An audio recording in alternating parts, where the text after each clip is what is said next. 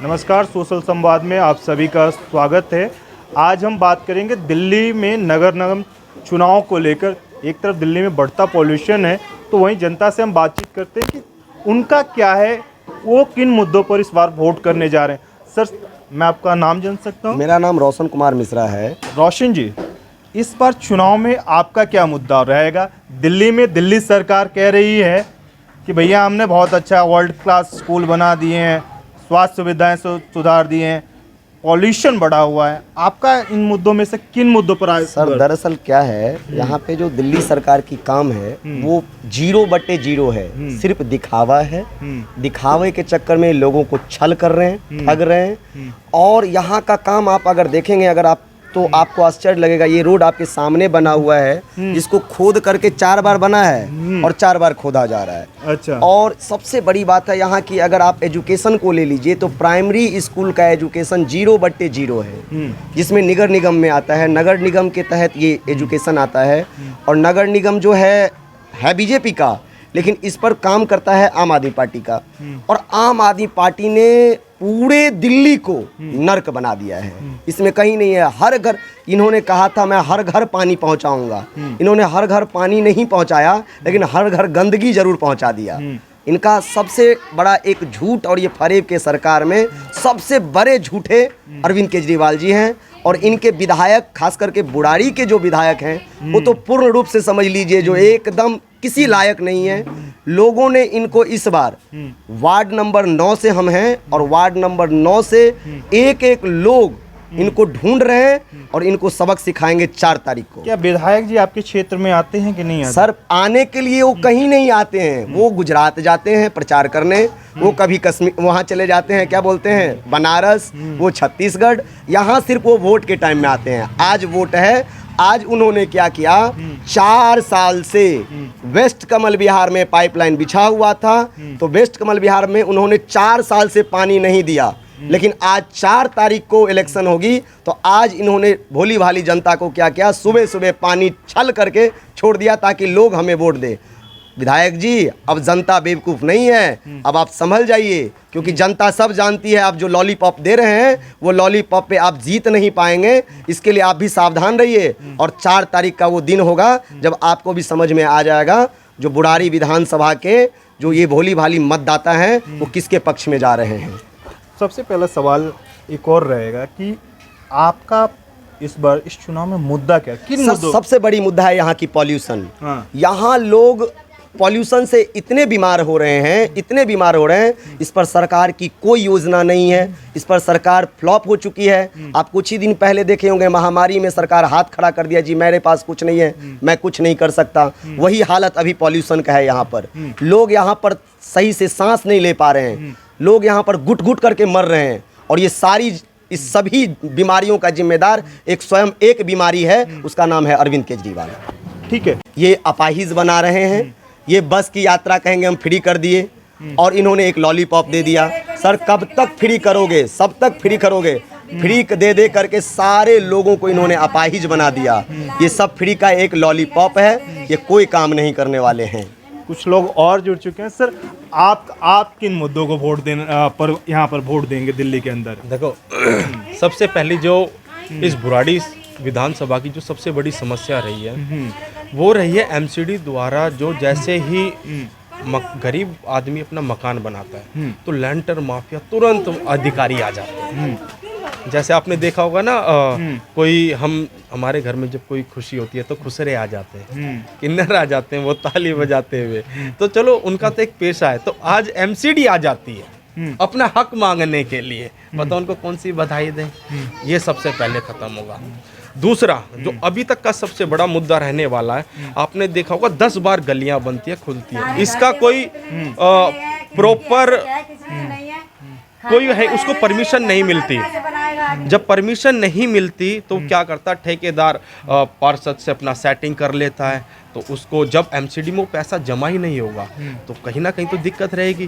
तो उसको ठीक से सुचारू रूप से उस परमिशन को प्रोवाइड कराना, और उस परमिशन को देने के बाद तो उसको पता रहेगा ना, आज मैंने इतना पैसा एमसीडी में जमा कर दिया, तो उस एमसीडी की जिम्मेदारी बन जाती है। आज आप देख लो, ये सड़क जो खुदी है, इसकी परमिशन नहीं होगी, लेकिन यहाँ डाल दिए। लेकिन अब देख लो वो जो करके गए हैं, कितनी अच्छी सड़क अब इन्होंने खराब कर दी है। कोई माई बाप इसका नहीं है, और ये भी यहाँ के स्थानीय लोगों ने ठीक की है। ठीक है, ये बहुत ज्यादा हालत। और अभी आप बात कर रहे थे एजुकेशन की, एजुकेशन और हेल्थ पर दिल्ली गवर्नमेंट काफ़ी प्रचार प्रसार करती है कि हमने सब जीरो है। एजुकेशन और हेल्थ को सुधार दिया है, और एमसीडी में हम आएंगे तो दिल्ली को पूरी तरह जो है सुंदर एकदम, जो कूड़ा करकट है दिल्ली के अंदर बिल्कुल नहीं दिखाएगा। देखो 10 साल में क्या कर दिया है, कितनी 10 साल में देखो कितनी अच्छी गलियां कर दी हैं, कितना सारा सुधार कर दिया है 10 साल में। जो अब क्या करेंगे, कुछ नहीं करेंगे, अपनी जेब भरेंगे, छुट्टी। क्या नाम है आपका? मंजू देवी। मंजू जी, आपको जो दिल्ली सरकार के अस्पतालों में गई हैं, क्या दिक्कतें आ रही हैं वो आप बताइए। दिक्कतें ये आ रही है सर, क्या नाम है, मेरा अल्ट्रासाउंड लिखा गया था 10 जुलाई को, और 14 नवंबर की डेट मिली गई थी मेरे को, और मैं उस टाइम पे गई हूँ 14 नवंबर को। तो वहाँ पे अल्ट्रासाउंड वाले डॉक्टर ही नहीं है, कहते हैं कि डॉक्टर ही नहीं है, अब ताला लग गया है और बैठेंगे ही नहीं। अब सिस्टम हमारे यहाँ ये खत्म कर दिया गया है, बाहर करवाना ये अल्ट्रासाउंड। आप ये कहाँ पर अस्पताल है? दीपचंद बंधु, दीपचंद बंधु, जय जय कॉलोनी में, अच्छा, अशोक विहार में। अच्छा, ये दिल्ली गवर्नमेंट की हाँ, ये भी दिल्ली को दीपचंद बंधु है। दिल्ली गवर्नमेंट दावा करती है हाँ, कि हमारे पास दवाई फ्री है, फ्री है, और सही इलाज है। अब दवाई भी बाहर से ही लिख रहे हैं, बहुत कम दवाई देते हैं, बोलते हैं तो कहते हैं हमारे पास है ही नहीं है दवाई, स्टॉक में दवाई नहीं। स्टॉक में नहीं है। और हम बोलते हैं कि जब स्टॉक में नहीं तो डॉक्टर को तो पता होगी, कि डॉक्टर को क्या पता, यहाँ हम दे रहे हैं दवाई, हमें पता है। अच्छा, तो आपने किसी को शिकायत भी किया? हाँ, 1031 पे करी है मैंने कॉल, मेरे फोन में देख लो आप। अच्छा, शिकायत किया, वहाँ से भी कोई रिकॉर्ड नहीं आया, कोई वापस जवाब नहीं आया। ठीक है, बताइए क्या नाम है आप? हमारा मुन्नी नाम है। हम जगजीवन राम में 3 बार गए हम दवा लेने, लेकिन हमें दवा नहीं मिलता है वहाँ पर। सब हम बाहर से लिख के देते हैं, हम खरीद के लाते हैं। किस अस्पताल में गई थी? जगजीवन में गए थे। जगजीवन राम में गई थी, वहाँ पर आपको दवा नहीं मिला? ये दिल्ली सरकार का अस्पताल है। हाँ। काम कर रहा है, टीचर पढ़ा नहीं रहा है, वो सिर्फ जाता है, चाहे आप खाली पेपर दे आओ। मेरे पास हजारों ऐसे उदाहरण है। अब मैं कह रहा हूँ, ज्यादा कहना तो एक अलग चीज है, आप मुझे इन विधायक को लाइए, उसको बोलो कि भाई जिस स्कूल में वो बुराड़ी का जो भी स्कूल डिसाइड करेंगे मुझे मंजूर है। बिल्डिंग से नहीं काम चलेगा, बिल्डिंग से तो माल कमाता है ना भाई। 10 करोड़ की बिल्डिंग बनानी है तो 5% ले लेते हैं, 5% ले लेते हैं उसका। और बिल्डिंग में क्लास में इतने बच्चे बैठे हैं कि बाहर बैठे हुए हैं, क्लास से बाहर बच्चे जमीन पे। आप जाके देखो ना, नॉर्मल आदमी बन के, पता लग जाएगा अपने आप।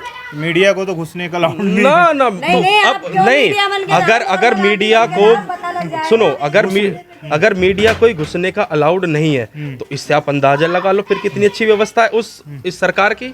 मैं आपको दिखा रहा हूँ, मैंने ये विधायक जी को भी भेजा था कि ये देखो, रूम ही बंद पड़े हैं, डॉक्टर ही नहीं है अल्ट्रासाउंड का, ये देखो, टेस्ट का। ये मेरा साथी, ये मैंने ही वीडियो बनाई थी।